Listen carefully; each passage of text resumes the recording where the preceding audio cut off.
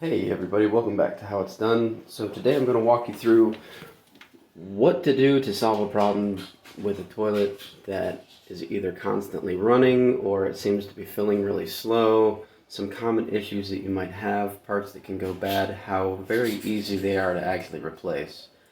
So let's get after it. With this particular toilet, what's happening is about every 30 to 45 seconds, it clicks on for a fraction of a second to fill up the basin. Wow, how's that for timing? That's pretty good. So the reason for that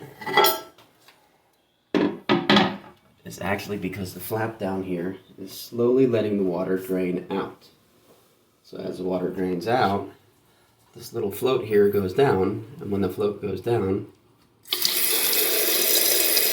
it kicks on to fill up some more water in the basin. So we're going to be replacing this flap assembly, but I'm also going to be replacing the fill valve. So in order to do that, we're going to want to shut off the water. Some people might have just a quarter turn valve. This one, obviously you see, had to give it a good couple turns, but yeah, so that should do it. In order to make sure it's off, you can push this down, make sure that it's off, it doesn't fill up, or you can just flush the toilet. And it doesn't start to fill back up, so you're good on that.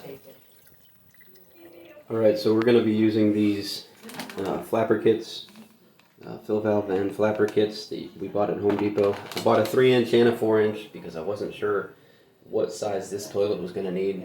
Obviously, I'll either return one or just keep it in the truck as an extra stock. This is a 2-inch flapper. The difference is the distance between these. So a 3-inch is not going to hook onto it. 2-inch will fit on there just fine. So it's just a loose piece of rubber. You can just unhook and it comes off real easy. And then we'll just disconnect this chain from here. See if I can do this one-handed. Apparently not. But then we're also going to be disconnecting this float valve, because if this goes bad and the float stops working and doesn't cut off the water, you could have the basin overflow. So it's a good idea to just replace this since we're in here working on it anyways and already came in the kit. You don't have to disconnect everything like people normally do. It's got this little slide down here that you can pull up. We're going to disconnect this clip from here, and then we're just going to pull. And the entire thing comes off. It's that easy. You don't need to vacuum out the water out of the basin or anything. You just pull this up and you're good.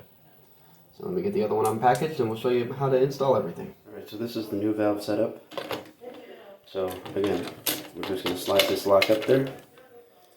See if I can do this with one hand. Looking like no.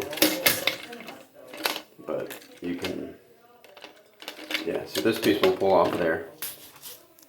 This little rubber piece, the flapper, just goes down in here. And you just clip that onto there, and then onto there. And then when you hang this up, you want it to be nice and tight. So I'm going to have to adjust that a little bit. Not going to be able to do that with one hand. And then last but not least, this piece is going to go in here. Now this is the piece that fills up the tank and allows the water to flow around the edge, flushing away and rinsing off the bowl. So this has an adjustment which lets you decide how much water you want to do that. We'll get to that in just a second. Alright, so this piece is separated now. So all we're going to do is slide this down. You can just push it right down there. And you want the top to be just under the basin top, so that the lid doesn't hit it. So that's pretty good. And then what we'll do is take this hose and connect it on here. I can do that with one hand.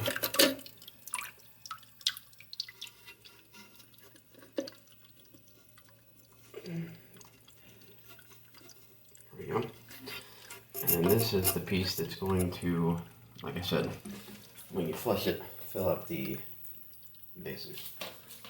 Sorry, the bowl. So what we need to do now is slide this little locking mechanism back down.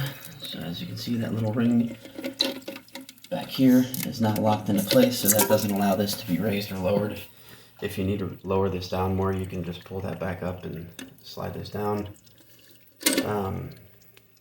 Yeah, so that should pretty much do it. I've adjusted the handle to where you can easily pull that and chain goes up.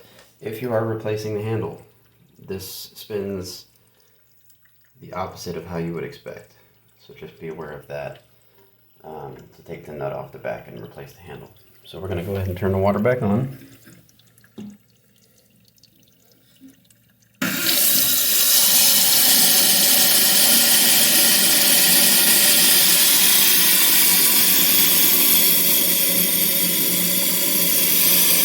Let it fill itself back up.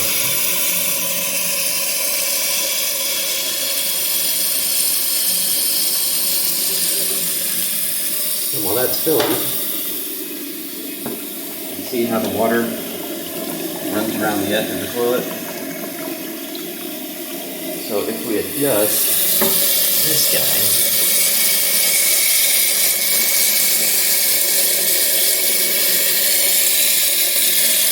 again, it's tough to do one-handed.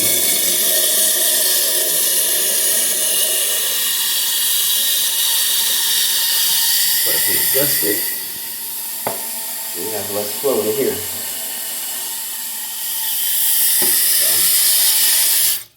yeah, and that's that. Now, depending upon how much water you want to use to flush, you can adjust it up or down. You can turn this little piece here, and it adjusts the height of the float so that more or less water will be in the basin. Well, it's easier with a screwdriver. Well, not wet hands, but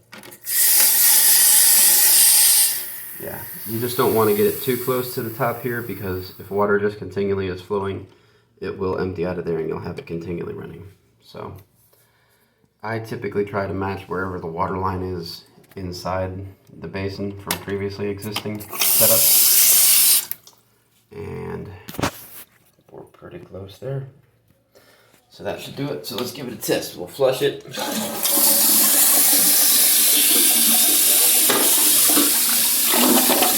to work relatively well.